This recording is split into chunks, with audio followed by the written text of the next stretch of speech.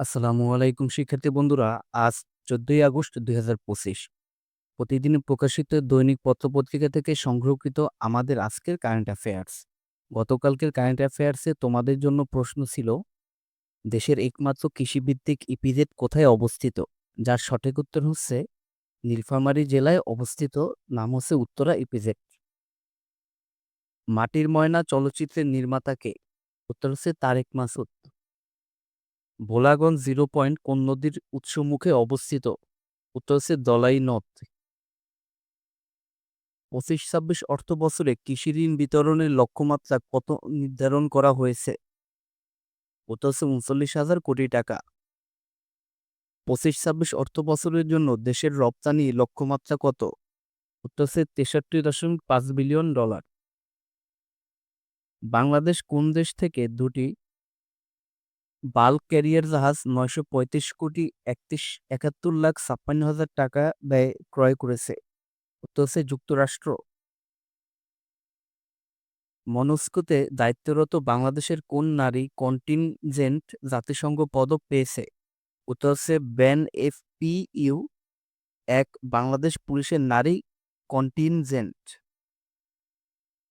চীনে অনুষ্ঠিত আইওএআই এর দ্বিতীয় আসরে বাংলাদেশ কতটি ব্রোঞ্জ পদক জিতেছে? উত্তর হচ্ছে ২টি। প্রধান উপদেষ্টার মালয়েশিয়া সফরে কতটি চুক্তি ও স্মারক স্বাক্ষরিত হয়েছে? উত্তর হচ্ছে ১৫টি চুক্তি। এর মধ্যে ৫টি সমঝোতা স্মারক ও ৩টি নোট বিনিময় চুক্তি। বলুয়া নদী বাংলাদেশের কোন দুটি জেলায় প্রবাহিত হয়? উত্তর হচ্ছে লক্ষ্মীপুর ও নোয়াখালী। ডাকসুর প্রথম মহিলা ভিপি কে ছিলেন? উত্তর হচ্ছে মাহফুজা খানম। জাতীয় মৎস্য সপ্তাহ কবে থেকে শুরু হবে? উত্তর হচ্ছে ১৮ আগস্ট থেকে। জাতীয় মৎস্য সপ্তাহ ২০২৫ এর প্রতিপাদ্য কি? উত্তর হচ্ছে অভয়াশ্রম গড়ে তুলি, দেশি মাছে দেশ ভরি। সম্প্রতি কোন সেতুতে থাকা রেল লাইন উঠিয়ে নিয়েছে রেল কর্তৃপক্ষ? উত্তর হচ্ছে যমুনা সেতু।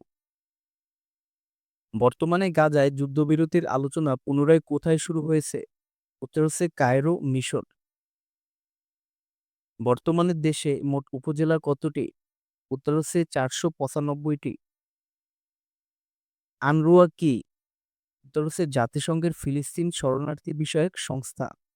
শিক্ষার্থী বন্ধুরা, আগামীকালকে তোমাদের জন্য যে কুইজ থাকবে সেটি হচ্ছে, ভোলাগঞ্জ জিরো পয়েন্ট কোন নদীর উৎসমুখে অবস্থিত? ভিডিওটি ভালো লাগলে অবশ্যই ডেইলি শিক্ষা ইউটিউব চ্যানেলকে ফলো করবে। ধন্যবাদ সবাইকে।